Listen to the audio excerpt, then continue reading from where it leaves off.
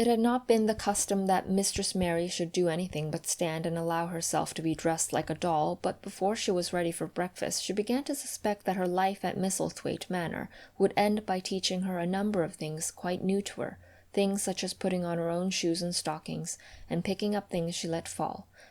If Martha had been a well-trained fine young lady's maid, she would have been more subservient and respectful, and would have known that it was her business to brush hair, and button boots, and pick things up and lay them away. She was, however, only an untrained Yorkshire rustic who had been brought up in a moorland cottage with a swarm of little brothers and sisters who had never dreamed of doing anything but waiting on themselves and on the younger ones who were either babies in arms or just learning to totter about and tumble over things.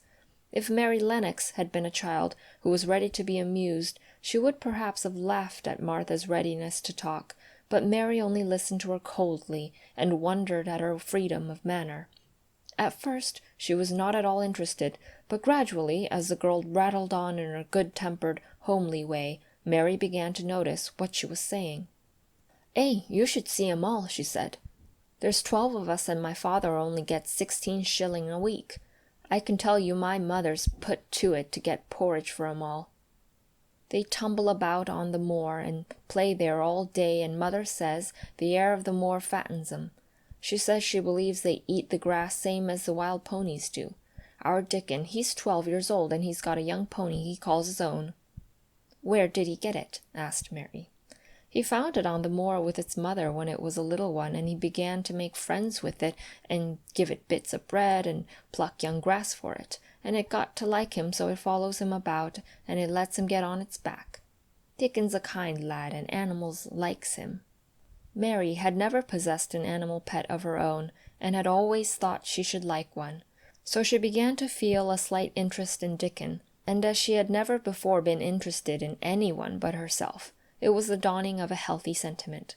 When she went into the room which had been made into a nursery for her, she found that it was rather like the one she had slept in. It was not a child's room, but a grown-up person's room, with gloomy old pictures on the walls and heavy old oak chairs. A table in the center was set, with a good substantial breakfast, but she had always had a very small appetite, and she looked with something more than indifference at the first plate Martha set before her. "I don't want it," she said. "Thou doesn't want thy porridge?" Martha exclaimed incredulously. "No." "Thou doesn't know how good it is. Put a bit of treacle on it or a bit of sugar." "I don't want it," repeated Mary. Said Martha, "I can't abide to see good victuals go to waste. If our children was at this table, they'd clean it bare in 5 minutes." "Why?" said Mary coldly. "Why?" echoed Martha. "Because they scarce ever had their stomachs full in their lives. They're as hungry as young hawks and foxes." "I don't know what it is to be hungry," said Mary, with the indifference of ignorance. Martha looked indignant.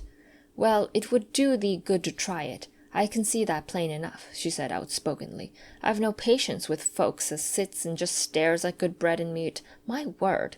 Don't I wish Dickon and Phil and Jane and the rest of 'em had what's here under their pinafores." "Why don't you take it to them?" suggested Mary. "It's not mine," answered Martha stoutly, "and this isn't my day out. I get my day out once a month, same as the rest. Then I go home and clean up for mother and give her a day's rest." Mary drank some tea and ate a little toast and some marmalade. "You wrap up warm and run out and play, you," said Martha. "It'll do you good and give you some stomach for your meat." Mary went to the window. There were gardens and paths and big trees, but everything looked dull and wintry. "Out? Why should I go out on a day like this?" "Well, if thou doesn't go out, thou'lt have to stay in, and what has thou got to do?" Mary glanced about her. There was nothing to do. When Mrs. Medlock had prepared the nursery, she had not thought of amusement. Perhaps it would be better to go and see what the gardens were like. "Who will go with me?" she inquired. Martha stared. "You'll go by yourself," she answered. "You'll have to learn to play like other children does when they haven't got sisters and brothers. Our Dickon goes off on the moor by himself and plays for hours. That's how he made friends with the pony. He's got sheep on the moor that knows him, and birds as comes and eats out of his hand. However little there is to eat, he always saves a bit of his bread to coax his pets." It was really this mention of Dickon which made Mary decide to go out, though she was not aware of it. There would be birds outside, though there would not be ponies or sheep. They would be different from the birds in India, and it might amuse her to look at them. Martha found her coat and hat for her, and a pair of stout little boots, and she showed her way downstairs. "If thou goes round that way, thou'll come to the gardens," she said, pointing to a gate in a wall of shrubbery. "There's lots of flowers in summer time, but there's nothing bloomin' now." She seemed to hesitate a second before she added, "One of the gardens is locked up. No one has been in it for 10 years. "Why?" asked Mary in spite of herself. Here was another locked door, added to the 100 in the strange house. "Mr. Craven had it shut when his wife died so sudden. He won't let no one go inside. It was her garden. He locked the door and dug a hole and buried the key. There's Mrs. Medlock's bell ringing. I must run." After she was gone, Mary turned down the walk which led to the door in the shrubbery. She could not help thinking about the garden, which no one had been into for 10 years. She wondered what it would look like, and whether there were any flowers still alive in it. When she had passed through the shrubbery gate, she found herself in great gardens, with wide lawns and winding walks with clipped borders. There were trees and flower beds and evergreens clipped into strange shapes, and a large pool with an old gray fountain in its midst. But the flower beds were bare and wintry, and the fountain was not playing. This was not the garden which was shut up. How could a garden be shut up? You could always walk into a garden. She was just thinking this when she saw that at the end of the path she was following, there seemed to be a long wall with ivy growing over it.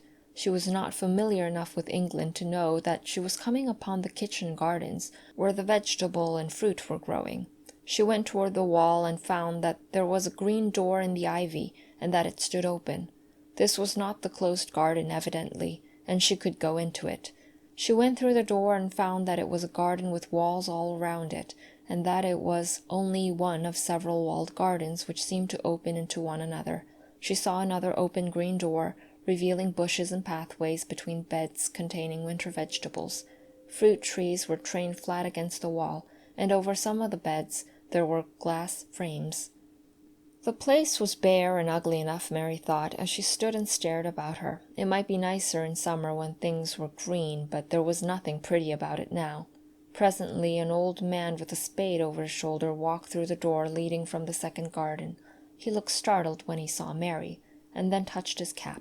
He had a surly old face, and did not seem at all pleased to see her, but then she was displeased with his garden, and wore her quite contrary expression, and certainly did not seem at all pleased to see him. "What is this place?" she asked. "One of the kitchen gardens," he answered. "What is that?" said Mary, pointing through the other green door. "Another of 'em," shortly. "There's another on the other side of the wall, and there's the orchard the other side of that." "Can I go in them?" asked Mary. "If thou likes, but there's nowt to see." Mary made no response. She went down the path and through the second green door. There she found more walls and winter vegetables and glass frames, but in the second wall there was another green door, and it was not open. Perhaps it led into the garden which no one had seen for 10 years. As she was not at all a timid child and always did what she wanted to do, Mary went to the green door and turned the handle. She hoped the door would not open because she wanted to be sure she had found the mysterious garden. But it did open quite easily, and she walked through it and found herself in an orchard. There were walls all round it also, and trees trained against them, and there were bare fruit trees growing in the winter-browned grass, but there was no green door to be seen anywhere. Mary looked for it, and yet when she had entered the upper end of the garden, she had noticed that the wall did not seem to end with the orchard, but to extend beyond it as if it enclosed a place at the other side. She could see the tops of trees above the wall, and when she stood still she saw a bird with a bright red breast sitting on the topmost branch of one of them, and suddenly he burst into his winter song, almost as if he had caught sight of her and was calling to her. She stopped and listened to him, and somehow his cheerful, friendly little whistle gave her a pleased feeling. Even a disagreeable little girl may be lonely, and the big closed house and big bare moor and big bare gardens had made this one feel as if there was no one left in the world but herself.